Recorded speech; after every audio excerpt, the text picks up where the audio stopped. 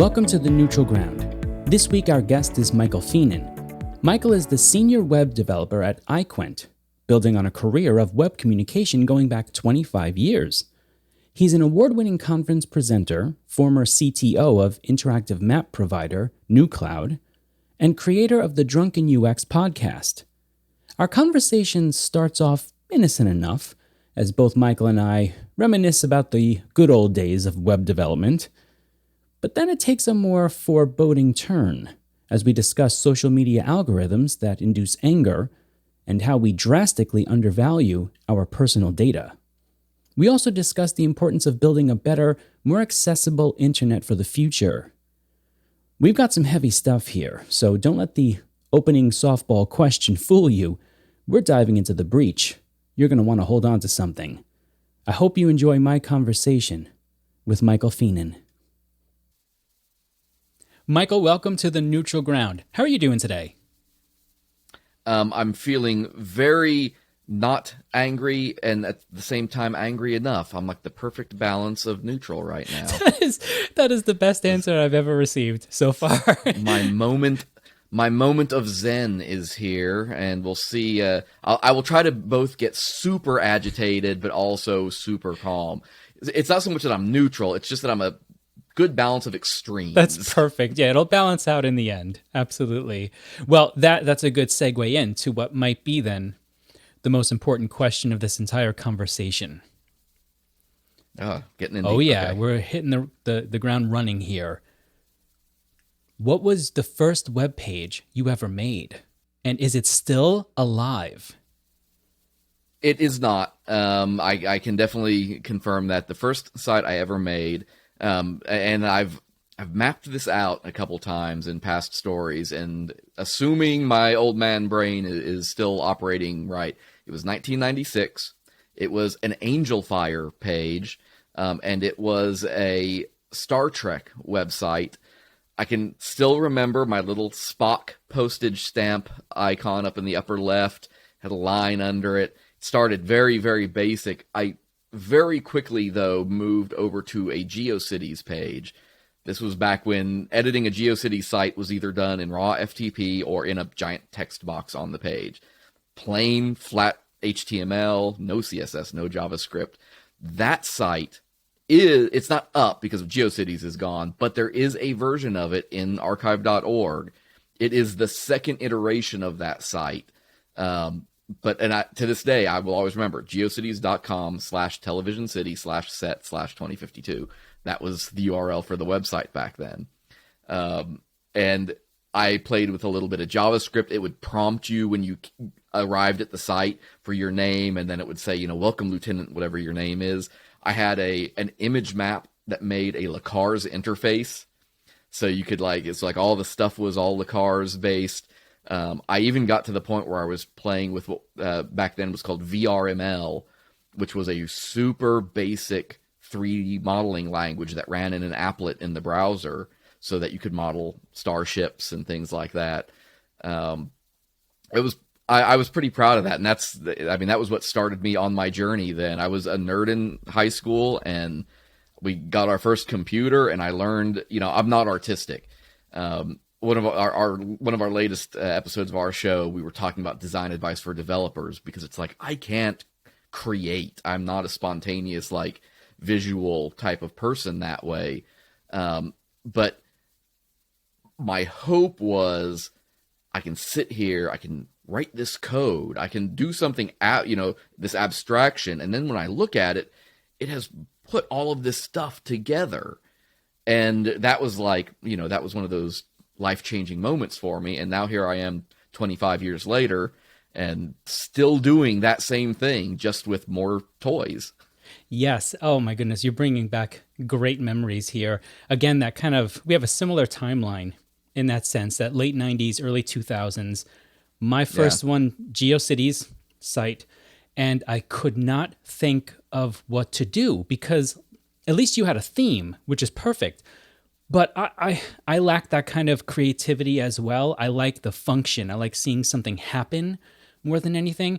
And the only thing I could think of was to fall back on your typical computer science program first kind of program you write, Right. which is the famous Hello World. Yeah. So I created a website that just said Hello World. Is there a more ridiculous thing to put on the internet these days? Hello World. And it's like, We still do it. absolutely. That's still step one in so many trainings. Like, Oh, absolutely. There's nothing wrong with that. It makes me smile. I just asked last semester. I had a student. I have a lot of freshmen, and I have students usually in the spring who are in the informatics or computer science program. And I couldn't help myself. I said, "So, what are you programming?" And I asked them, "Did you make a Hello World at the very beginning?" And they said yes, and that made me so happy. There was just something so wonderful about that. But so that's going to actually kind of a silly intro, but actually it's something that, again, we both share. That kind of, we backed our way in through curiosity, really, into web design and enjoying that function. And yet at the same time, we're going to be moving in this conversation toward a very serious topic, talking about the importance of accessibility at this point. It's not enough anymore to just kind of see it up there. Now we want to start moving toward how can we make it so that everyone can access these things and benefit from them.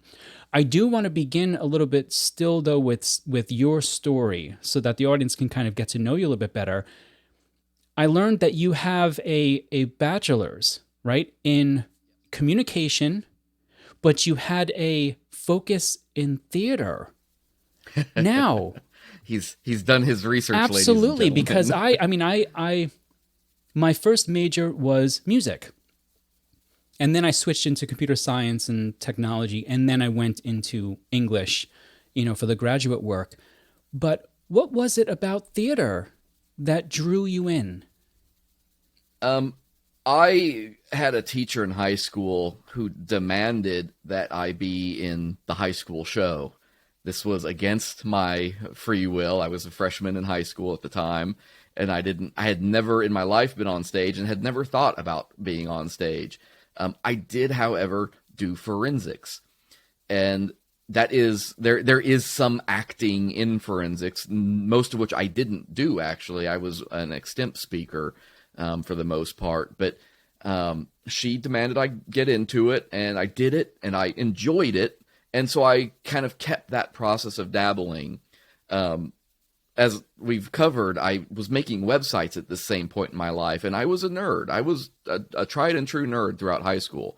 And so when I graduated, the natural thought I had was, obviously, I have to go into something computers. That's what you do when you're smart, and it is officially the year 2000. The world didn't end, and so we can move on. So I originally went to school as an electrical engineering major. Highly recommend everybody in their life take one DC circuits class. One single DC circuits class, one semester, will teach you so much about basic electricity and allow you to fix so many things in your life. But I also learned very rapidly that I had no interest at all in building the things that go into the thing I use. Like, I didn't want to read schematics the rest of my life. So I was having this sort of identity crisis, and I was talking to a friend, and she said, well, why don't you go do something you love? And at that point in my life, I'm like, well, I love theater. I enjoy that. I have a passion for it. I like reading about it and being on stage and building stuff. So I switched schools. I moved back to around where I came from and just enrolled in college and just said, I'm going to study theater. And that's what I did. I took a communications degree. We took all the theater classes. And from that point forward, I knew I wanted to eat. That's the problem.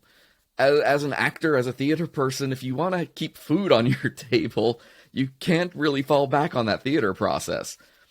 And I had this hard skill, this ability to build web pages, and I was like, that's something I can do. That I can still do theater, I can still do this thing I love, but I also, through my communication studies, had built up this sort of bedrock of theory and information, and I looked at these things because a computer, a web page, any web page you use is literally one person creating something that is designed for another person to consume. And there's so much that goes into that process that is applicable to what I studied. And so here I am. I've been making a paycheck 15 years doing this and applying these thoughts and these ideas and trying to figure out ways to sort of bring, I guess, what's in my heart to this system that is very cold, otherwise. Hearing you speak, I can hear the enthusiasm, and just listening to other things, including your podcast, the enthusiasm you still have here. But I'm curious, is there any part of that world that you miss, of the theater world? Most of it. I stayed involved throughout a good chunk of it. Up until the last few years, I kind of officially retired, quote unquote, just because it's very hard to commit nights and everything to shows and things like that. I enjoy the camaraderie. I enjoy the fellowship that goes into it, the creativity. It is one of those creative things that I can do that I was good at. That you put me on stage, you put a costume on me, and man, I will go to the end of the earth for you. And I miss it, but I found other ways of keeping in touch with that. I'm a big supporter of our university theater program, and I write. I've actually written 2 plays that I've put together, and I've got about a dozen more in various stages of research and writing. So, I found other ways to kind of keep in touch with that aspect, because there is so much that needs commentary in life, and theater is nothing if not the great commentator on everything from politics to strife to suffering to joy and celebration. Absolutely. I'll go a certain amount of time without reading a play again, and then when I do, it brings me back to the idea that when you're reading a play, it's a very different media to read. I mean, I know in high school and junior high, a lot of times teachers will say, don't read a play; it needs to be performed. But I've always been the kind of person. I love reading them. Whether it's August Wilson or even Shakespeare. I still love a Shakespearean play.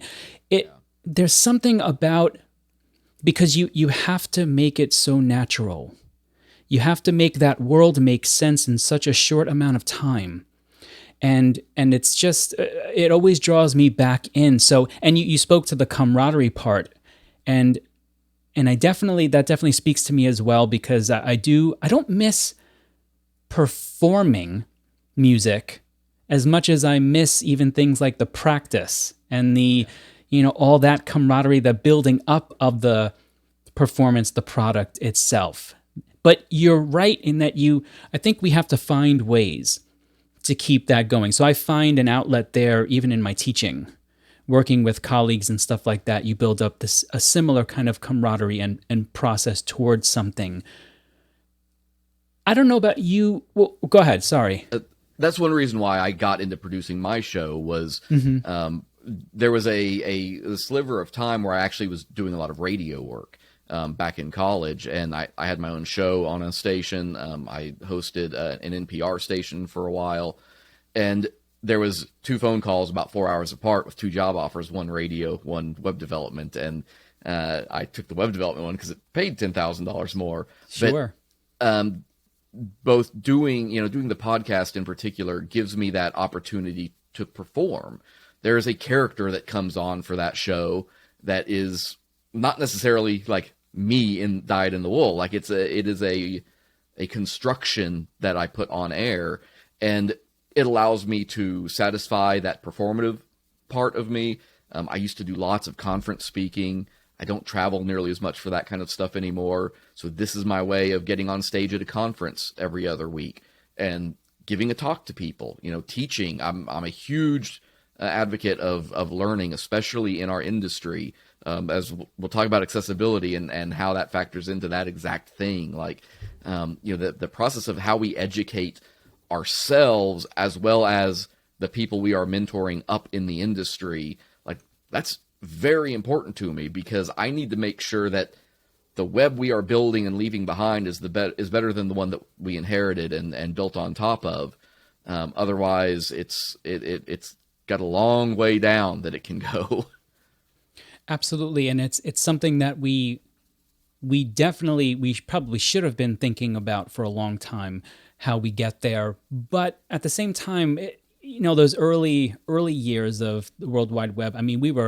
There was a time, our younger viewers might not understand this reference, but you were pretty happy about seeing dancing hamsters in a and or even just, I remember the days when you just had websites full of just GIFs. That's it. I mean, they were just like Simpsons and stuff like that. And there was something more. Well, let me move toward a question this way. In your years as a professional now doing this, do you see an evolution that has taken place from that point to about where we are now? When you reflect upon it, are there specific things that you see? It doesn't have to be that you like or dislike, but just that you might think are significant from that point to now. I've thought about this before and talked about it, and the web we use now is newer. I don't view it as dramatically different in terms of what we were creating 20 years ago. I had built a site early in the 2000s that used a content management system called Coranto. Coranto was, I believe, a Perl system that ran in what we called the CGI bin. Perl or Python, I can't remember which one it was now. But it would take templates that you would put into it, and you would enter your content, and you could make structured content, and you could hit the publish button, and what it would do is print out a static HTML file representing that content. It also let you go back and edit it. If you changed your header, it would go through and republish all those pages. We've literally come in all the way back around to this with static site generators like Jekyll, like Gatsby, like Eleventy. It's the exact same thing, just with a different technology stack. And sure, we've gotten better with APIs and dynamic content. We've got this, the whole social aspect of web and user contributions. But at the same time, the nature of the web, whether it's in your browser, on your phone, it's still very much the same beast. It's still confined by a lot of the same pipelines. Email, my God. We have not been able to solve a single problem with email in the last 25 years. We are sitting on top of the exact same system to this day. You get just as much spam as you got 10 years ago. The only thing that maybe changes there is the quality of the spam filter. And that's just an arms race. They can't fundamentally fix it because it's broken, and we're going to have to change the spec to fix it, and nobody's willing to do it. So, there's a lot of these little things. If anything has really changed between then and now, it's that we are still children, but we're hitting puberty, and we're getting some uncomfortable growth spurts. We're still finding ourselves, but we are getting smarter. We are getting more data about things now. We're able to validate things that we believed 10 years ago. Now we can prove them. We've got the data that shows different aspects of whether that's e-commerce, accessibility, usability, things like this. But we still have a long way to go before I think we pass that next big signpost. And you're not going to see it this year, and you're not going to see it next year, even though it may feel that way. You're going to see new technology and things that you've never seen before. But behind the scenes, they're still constrained by the exact same technology for the most part. You bring up, and I love the analogy here of kind of going through puberty, moving along, but yet much of it is still the same in a lot of ways. I'll ask you this then. Back in the day, we had social media platforms, really. We did still. Yes. We had discussion boards, which have been around forever, chat rooms, we had Usenet groups, we had all these different ways to communicate with each other. There's a lot of research coming out today. Jonathan Haidt, I think, does some research on this, on the negative effects of our current social media platforms on mainly teenagers, but I don't think it's a stretch to say the larger community as well. What do you think then is the difference between those means of communication that we had before and what you see now today? I thought you were going to ask me hard questions. I came here ready to dig deep on this. Oh, we can go much deeper. I'm always curious about this. Yeah. The difference is very easy, and it's not technology, it's not the tools, it's penetration. The difference is now everybody has access to Facebook. Remember, Facebook used to be a gated community. Back in 2007, 2008, the only way to get on Facebook was if you had a .edu email address. It wasn't until, I want to say 2009, though dates are not my strongest point, but it was somewhere around there that they said, hey, we're just opening up to everybody now. And now the gates are open, people rush in. Back in the 90s, it was not entirely common for every house to have a modem. That was a new thing because it was an expensive piece of hardware that you had to put with a computer that was often quite expensive for what it was.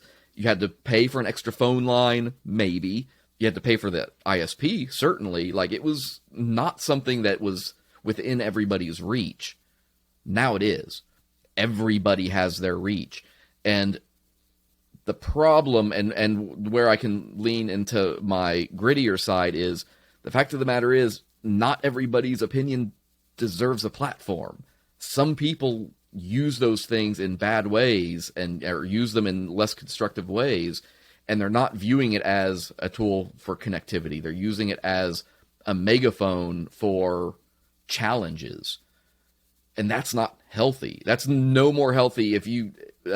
and I used this phrase recently on another show and was point out, this is from Snow Crash, going into the meat space. If you went downtown with a megaphone and started shouting the things that you're willing to put on Facebook, you're going to get a very different reaction, and you're going to get resistance to it. If you walk up to somebody and say, here's a megaphone, go say this out there. Go put yourself out there and say it in public for everybody to see. And 99 times out of 100, people are going to be resistant to that. And that's the change that we have seen. You know, now that everybody has access and everybody has that ability to reach,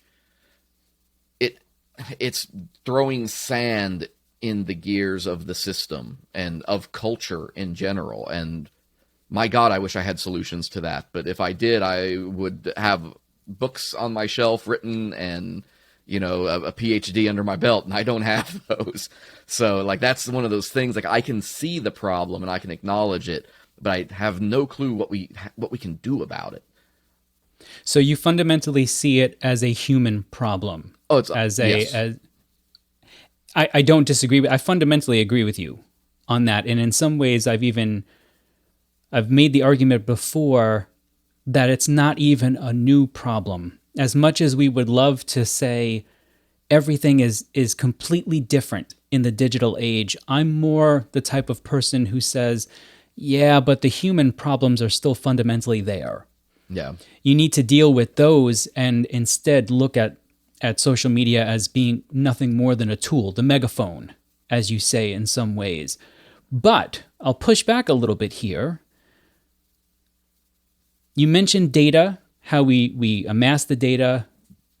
Is there not a part of those systems that creates a kind of feedback loop, let's say that feeds that problem that's within the human being? Oh, well, certainly. The same way that we continue to eat junk food because it's sweet, or, you know, fast food every night, you know, because it's cheap and easy. And the more we do it, the more we do it, even in the face of information that tells us that's bad for us. You know, we are incredibly bad at choosing the right thing when faced with a choice, oftentimes. And our systems are, in fact, in many cases, designed to work against us. You know, the algorithms on tools like Instagram is not a platform meant to share fun animal photos with your friends and be done. Instagram is a tool that is designed to make you stare at Instagram as long as humanly possible. That's the goal. That is what that tool exists for. It does not exist for any other purpose. Facebook, exact same thing. Twitter, exact same thing. They crossed a line, an imaginary line somewhere in the past, where they stopped being about, hey, let's have a fun social network where people can talk to each other, to let's feed you information until you're too fat to get away from it. And it has been incredibly detrimentally effective. There's a lot, and this is something I'm working on with a couple other folks.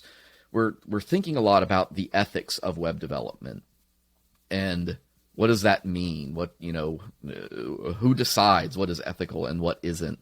But one of the things that I think is very important is understanding when you are exercising kind design versus hostile design. And when you are building something in service of your user versus in service of your paycheck and the company, more importantly, the company's paycheck and the shareholder's paycheck. That term hostile design actually is a turn on a phrase that exists in the industry called dark patterns. Dark patterns is a usability exercise of engaging in development that is actively designed to work against your user and make them do things that they don't want to do or are not there to do. So Roach Motel, there's a dark pattern called Roach Motel, and Roach Motel's thing, and Amazon is like the Roach Motel. You sign up, get your Prime account, you're buying stuff. You decide, you know what, I don't want to support Amazon anymore. I don't like what they're doing. I don't believe in their business practices.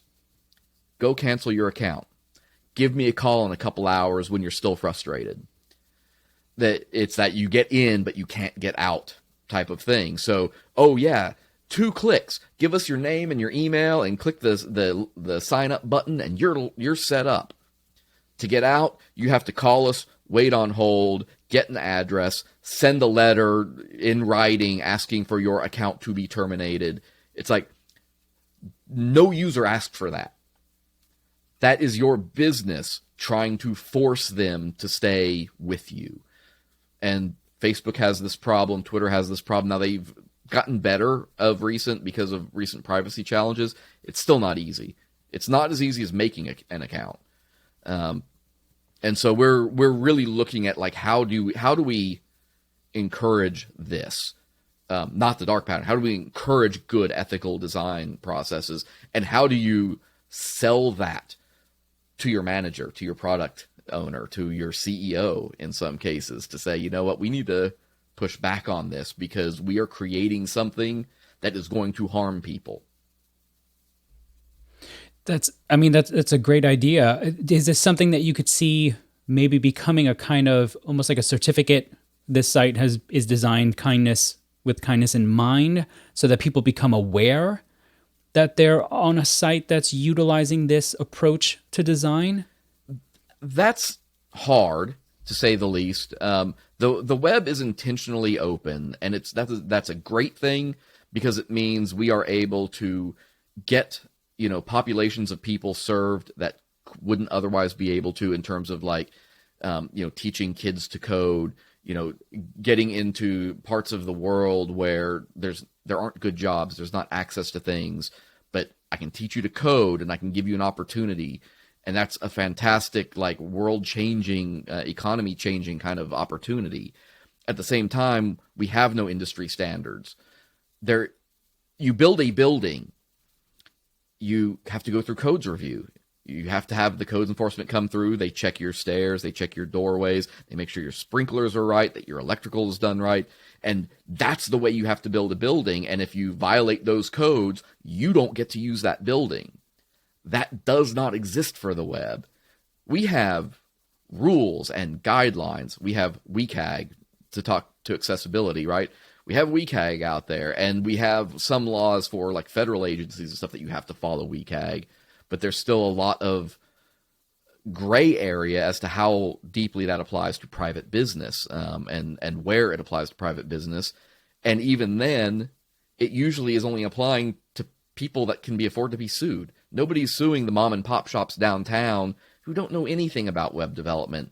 They hired a kid for $50. He threw a thing up with their name and address on it, and everything's baked into an image with no alt text, with colors that have no contrast, high contrast levels. And they can do that. There's nothing that stops any of that from happening. And there's no ill intent in any of that. Like, it's not that they are wanting to put something out there that people can't use. It's just a happenstance of not knowing what you don't know. All they know is, God, we got to get something up. We got to have our hours up there. We got to have our menu up there. So they slap their menu up as a PDF, a scanned PDF, no less, or something like that. And they don't think about, well, that's not usable to anybody with a screen reader then. Heck, it's not usable to me half the time because I don't want to download the PDF when I'm driving around town looking for somewhere to eat. So, I mean, the answer, because the thing about it is, there are some professional organizations that have put together like codes of ethics, and you can go be a part of that. But that's not the solution to the problem, really. Slapping a badge on a site doesn't help anything. That's where we get into this notion of needing to make sure we are training up the right principles and finding consequences for the bad. And that's one of those things I don't think we have a solution to yet. Like, I don't know what we do about really bad behavior. Yeah, I think this is probably a good segue into two important categories. I think we're moving toward this importance of accessibility. And also at the same time, I think you're right that you can't, I mean, good luck at this point, right? Trying to create some kind of template to say this is how the internet is going to be done. And in some ways, I think you're right that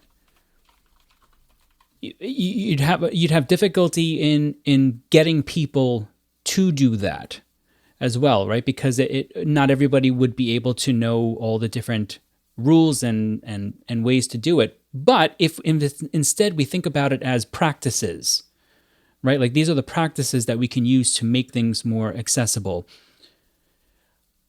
I'm curious. One thing you mentioned before that I've talked about even with other people as well is this idea of the collection, the data part.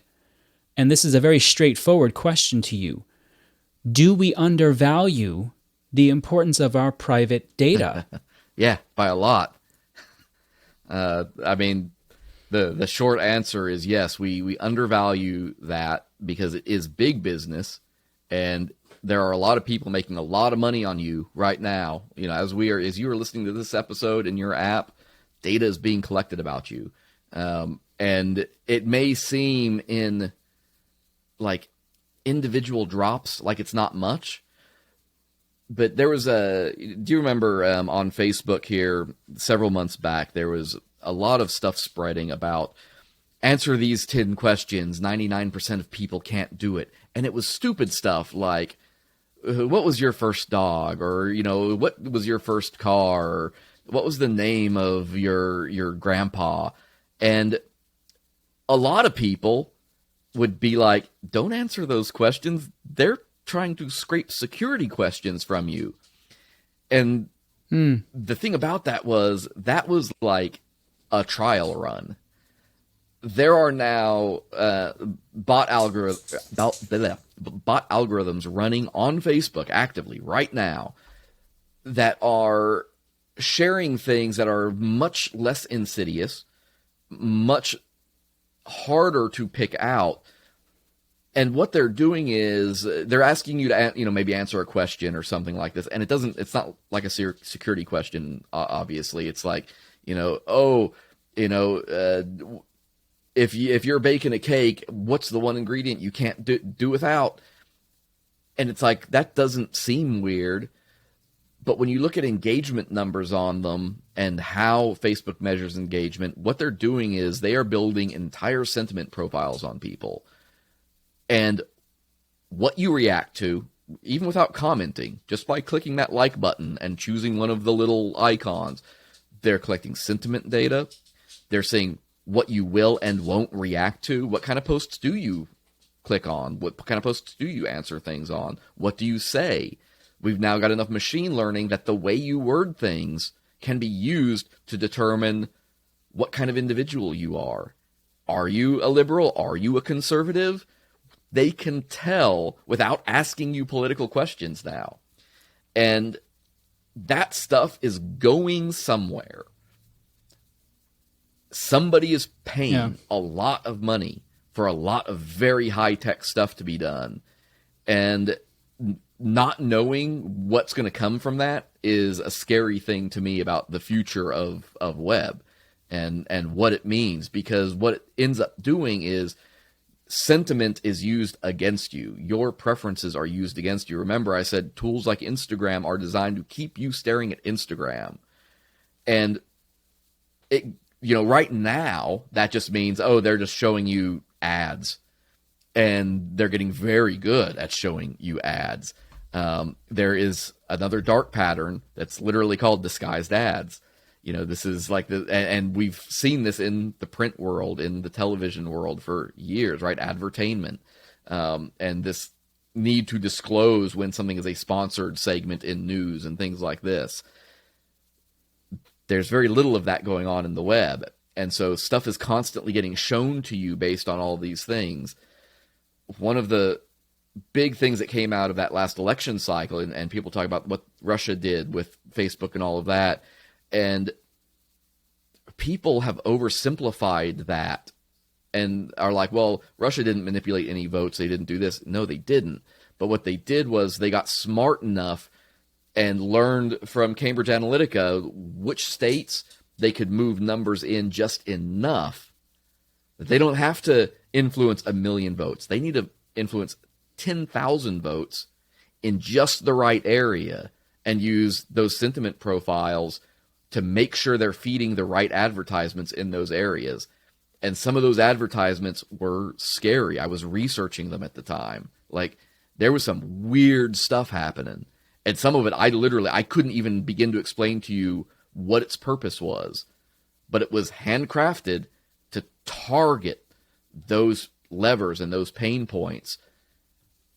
Man, it's spooky, and don't even take me down the rabbit hole of deep fakes, because it gets worse. That's something that I mean, even when deep fake just started coming out, the concept of it, I remember thinking, I don't know if I like this one. I don't know if I like this one, because there is a point where you can tell that they're going to get really, I mean, they're already pretty good how they do that now. You're going to start to now question what part is real, what part isn't, and that to me is always kind of a scary thing, because it's not that you have to get, like you said, everyone to agree. You just have to create enough questions, enough people who just question it to really move a needle towards something. Yeah, there's the what's called Brandolini's law, and I will PG this. It's known as the crap asymmetry principle. This notion that the amount of energy needed to refute crap is an order of magnitude larger than the amount needed to produce it. And it's a problem that deepfakes are going to be made of presidents and world leaders and all of these folks. But it's not the end of the world, because those people have the networks and infrastructure and access to fight that stuff. And the people who are going to believe it are going to believe it. The people who aren't. And it wouldn't matter how good or bad it is anyway. We've seen some of this in editing of Nancy Pelosi and Joe Biden of recent, that was just video editing. Like, it wasn't even deepfake territory. It was just video editing, and it was obvious video editing. And people still didn't care. They didn't care at all. What scares me about deepfakes is how good it is getting, how quickly, and what's going to happen when it is weaponized in the hands of people against folks who don't have those networks to combat that. And I'm talking disgruntled employees, a scorned lover, like the people down the street from you. And this is where we get back to this access thing, right? Like when everybody has access to easy tools, we see a lot of the bad come out. we see way too much of that happen. And how do we fight that? That's the problem that needs a solution. And it needs a solution now, not in 5 years, because that kind of technology will always improve quicker than you think it does. Do you need that? Do you think we need a kind of global collaborative, let's say, meeting or governing body, not so much to put in rules, but to have these conversations? The conversation needs to happen. I think more importantly, and this is one of those things where, like, I'll make people angry by saying it, but we need punishment, and it needs to be, like, good. When people weaponize technology like this against other people, you know, like revenge porn, it comes to mind, and the stuff that goes around to that, like, we are surprisingly toothless on stuff like that. And this is the kind of thing where the same kind of deal will happen, where 2 years too late, we will get some bad laws to combat it that won't punish things nearly severely enough. And the bigger problem is, how do we regulate that when it's the people in Europe doing it? How do we take care of it when it's people in the Ukraine doing it against people in the US or Brazil? Like, our international law systems are not set up to not just fight this, but fight almost anything, from IP law to you know, finance to anything. And again, if I had a better answer, I would give it. All I have right now is fear, which I'm not trying to be like doom and gloom on it, because it's, think of it like spam and email, right? I said you still get the same amount of spam you get, but while it is an arms race, it is an arms race, and people are racing. There are people out there that are at least fighting that fight and trying to keep up with it, and people will do the same thing with things like deepfakes. It would be better if we could tackle them from the front, but it's going to have to be acceptable that we try to keep up from the back. And until something better comes along, like right now, you can look at a deepfake and tell it's a deepfake, even the best ones. But the thing that's going to sell people are the bad ones.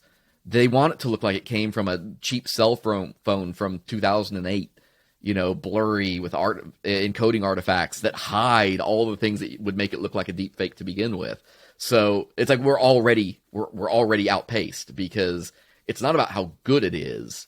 It's about the fact that it can be created at all. Yeah, you can definitely see that this is going to be the future global conflicts are going to be a lot of this. And as you mentioned, it doesn't even have to be that great. It's just maybe the ease by which you can do this, and how much discord you can sow in a short amount of time as well. Just a couple years ago, a deepfake took easily 4 days to make. We're talking a 30-second deepfake. The training models had to run. They took 2 days to run. Then you had to run the renderers. Like, that stuff took days to make those clips. We are already down to, like, a day. Like, 1 day of model training and everything is enough to create a deepfake. Is it a good one? Not necessarily. But like I say, that's not the point. And those tools now are easier to just go in and hit that button on. Now you're not having to compile your own scripts and things like that. There are tools. Upload the images. Give it the video file. Hit go. Yeah. No, you're right. That's pretty frightening. Well, let's move from the frightening to the hopeful. Hopeful. Here. I like that. Yes, let's move to the hopeful here. And I'll segue in by saying this semester with my students, I've done something a little bit different. And what I did was, normally when we have readings for the course, I'll post up the PDF, and we'll get on Blackboard, we'll get an accessibility score, and I try to go for the 100% accessible. But what I did this time was something different. I also included a clip of myself reading the reading. Nice. So that students could have another way of accessing the media. And what I found was students there was a handful of students who did it the old-fashioned way, reading the PDF, but the majority of them actually utilized the other option, and even in that, they utilized it in different ways. Some of them just listened to it. Some of them actually listened to it while reading at the same time. And when I asked them, okay, so was that helpful? Resoundingly, it was yes. Yeah. And that segues into something that you're quite passionate about, which you've touched upon a little bit here at times, but now I want to just dive in. Why is thinking about accessibility so important to you and so important for us? This comes back to a notion of, I'm sitting here, we both have a disability, and it's readily apparent to me. It should be readily apparent to anybody watching this video, but it may not come to mind immediately. Do you know what it is? I don't. We're both wearing glasses. Oh, of course. That's a disability. At some point, our eyesight is going to continue to degenerate to some point. Now, maybe I'm not ever going to go blind, but my visual acuity is likely to go down as I get older. That's just aging. Maybe I'll get cataracts. Maybe I'm straight up in an accident. Every human being on this planet is not disabled. They are temporarily abled. Because at any given point, something can happen. I have been building websites for 25 years. You know what happens to me every once in a while? My wrist hurts. And I have to put on a wrist brace because, carpal tunnel is a thing that exists. And so I need to take a couple days to let that inflammation go down. And while I'm wearing that brace, it's my right hand. That limits my ability to use my mouse. And so suddenly my motor skills are no longer quite as precise or good on a website. And this, you can extrapolate this out to a myriad of things. Line up all of your male friends and ask them if they're colorblind. I have been surprised by the number of people I know personally that are colorblind. I had no reason to know otherwise. But as I've worked more and more in web accessibility, it's something that has come up and I've talked about with people, and it's like, there's it's like 1 in 10 men have some amount of color blindness. This isn't a 1 in 100 thing. This is a relatively common type of deal. And think about, did you see this trend with the game Among Us? So Among Us is a find the imposter type of game. So it's a video game, and you get 10 people in a room, and everybody is an avatar on like a ship or a planet, and they're running around, and everybody has stuff to do. And one of those people, or two of those people, they don't have stuff to do. They have to kill people. But they have to look like they're doing stuff so that they don't get caught. They're trying to not get caught through the game. So you're running around doing all the stuff. You've got fog of war, so you can't see around corners and stuff. The problem with Among Us was they released this game 4 years ago, and it just kind of lingered along. And then here about a year and a half ago, somebody picked it up and it just exploded. It got in the right channels, and so they saw this huge surge in usage. And one of the complaints that came up with that was people with color blindness, because the main way you distinguish, if you saw somebody running away from a body, was color. Well, if people can't distinguish between those colors, they are at a decided disadvantage in trying to figure out who was running away. I don't know.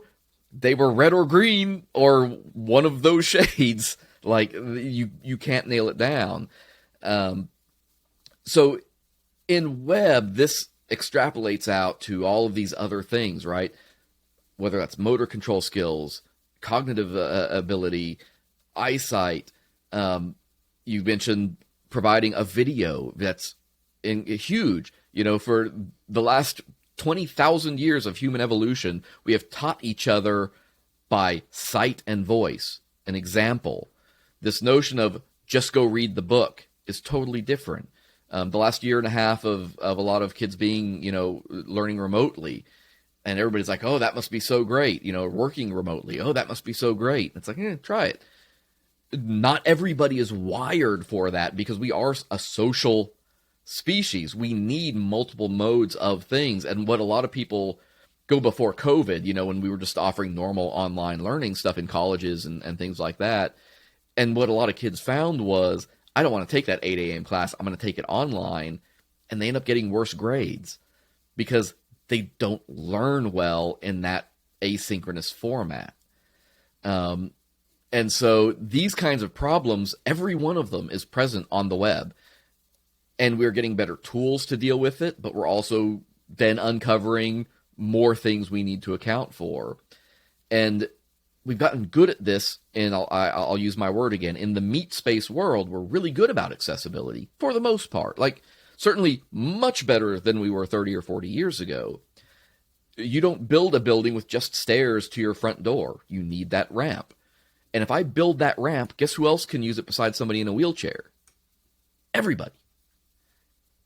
When I build accessible products, I am inherently building a product that is usable by every single person. There are some other thoughts to this, like inclusive design, universal design, that have come before, like web accessibility. Universal design actually comes out of the engineering and product development world of the 50s. Like that's something that applied to like making physical products you hold in your hand, or buildings. Because when we build a building, right, we don't build 3 buildings. We don't build one building for people who can walk, one building for people who have wheelchairs, and one building for people who are blind. You get one chance. And while we can make multiple modes of looking at a website, it's much more cost effective if we can build it the one time and do it right with these techniques in mind. And in teaching this, we're not adding work to anything. We're just teaching how to do it the right way. When to use a button versus a link. Things like there are little accommodations like this. When to put white text on a blue background versus black text on a yellow background. Like knowing when certain color combinations, like just choosing the right colors is an extra effort. It just takes knowing that there are contrast requirements.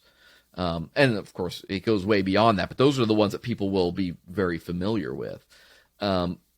It also gets us to this notion of what we call kind design. I mentioned, you mentioned, I studied communication. Anybody who has taken a Com 101 class knows the name Shannon Weaver. Shannon Weaver is sort of like the mother model of communication. It came out in 1948.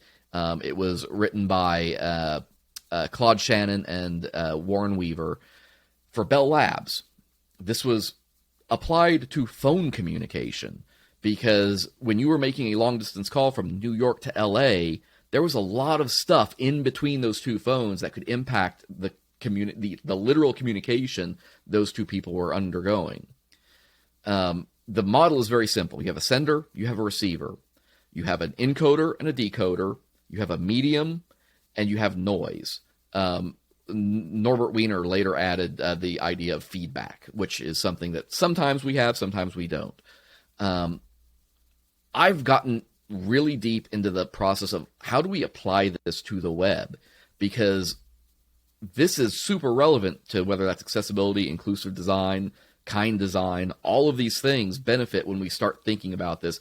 I mentioned puberty earlier. We're getting smarter. We haven't in the past thought about how we apply real theory and real technique to a lot of what we do. We've been guessing our way through it. Nielsen-Norman Group, when Nielsen-Norman Group came out and started doing all of this usability research, it was the first time we'd seen good academic grade research on a lot of things web. But it turns out we can apply a lot of this other stuff to it. So, real example, right? Do you read articles on your phone? Occasionally, yeah. Once in a while. Mm-hmm. And have you ever pulled up an article and it's had the little pop-up video in the corner? Like a little advertisement. Yes. Or the bar that drops down from the top asking you to do something. It may be install the app. It may be another ad. And then in the middle of the article, right, is an inline ad. Like, I have taken screenshots of my phone where 98% of the screen was covered by ads. Yeah, you can't see the article. Yeah. And that is, if we think about this, that's in the way of anybody using a screen reader. That stuff is calling out attention. It's a distraction for anybody with ADHD. It has, those cognitive impacts. They're a challenge for people with motor impairment because they have teeny tiny close buttons. WCAG, the accessibility spec dictates in version 3, every hitbox needs to be 44 pixels, at least by 44 pixels, to make it big enough to hit. Those things never have that. So these things are a huge accessibility challenge. They also happen to apply to Shannon Weaver. That's noise. That is noise that is getting in the way of the sender who has written an article. They have encoded that at multiple levels. That's encoded by their authoring application into the database. That's encoded by the actual network and switches that send you the data. It's transmitted over networks. That's your medium.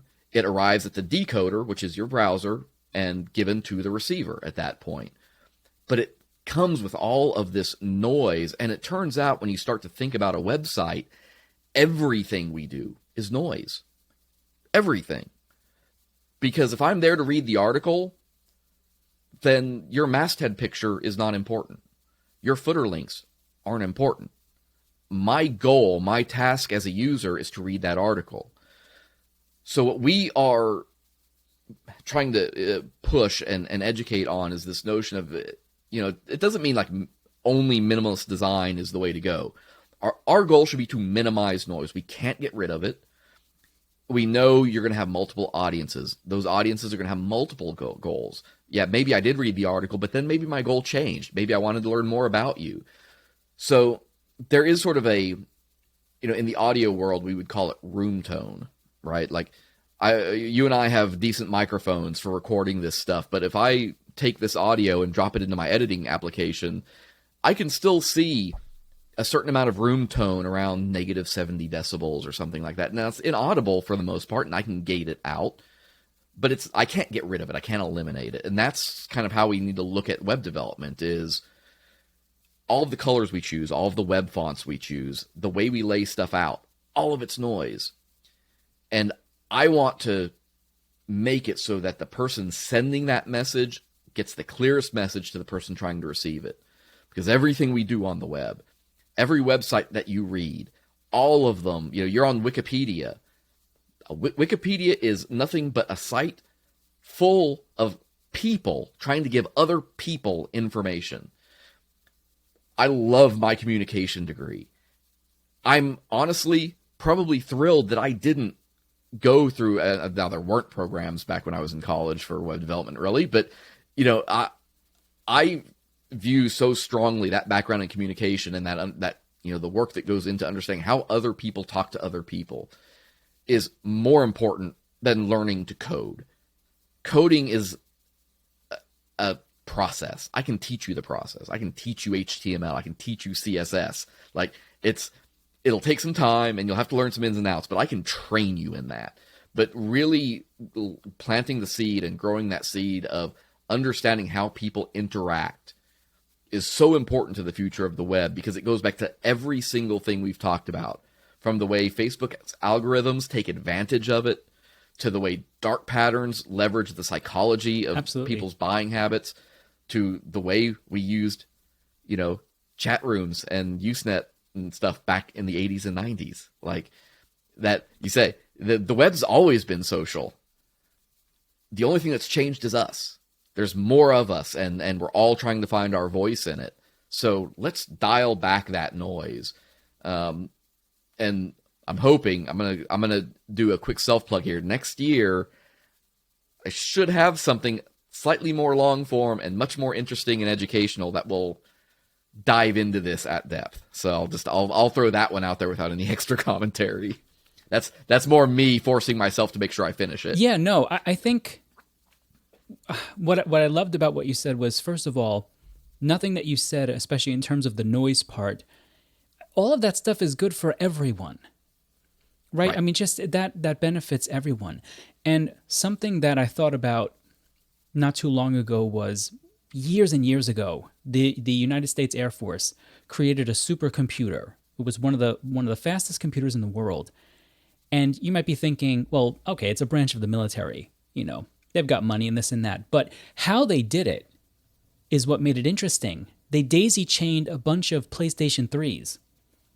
Yeah. And the more that they added, the more they freed up an ability for that specific unit to be able to process something else. And that's how they constructed this supercomputer that could process a great many ideas at the same time.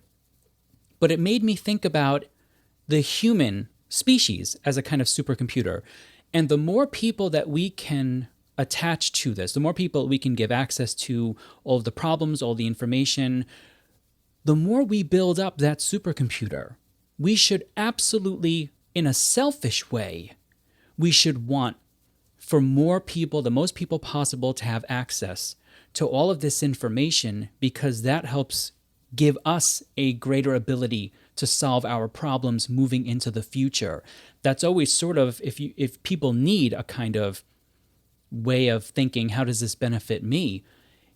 It benefits all of us to be able to give people access to this.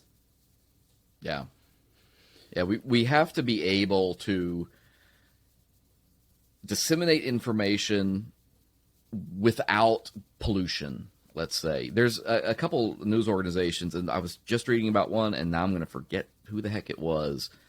They just went through an exercise, though, of turning off all comments on all the articles on their newspaper. And they saw an increase in usage of the newspaper because, A, commenting is rarely necessary. It doesn't provide business value. It doesn't increase the quality of your product. But more importantly, it drove people away, because when they got to the bottom of the articles and saw it, the noise, the very genuine, literal noise in this case that those things frequently generated on anything of any kind of remote, even if it wasn't political, people could make it political or make it about whatever they want, and it was like instant.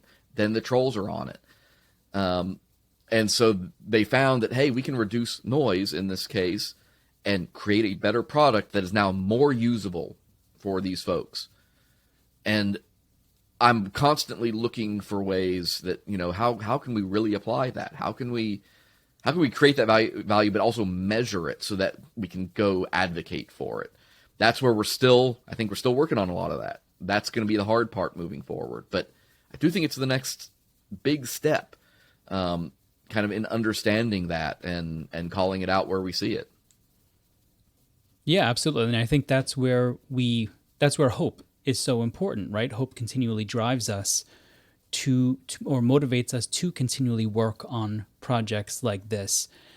I actually want to take a moment and congratulate you as well. Uh-oh. You just recently had your 100th episode of the Drunken UX podcast.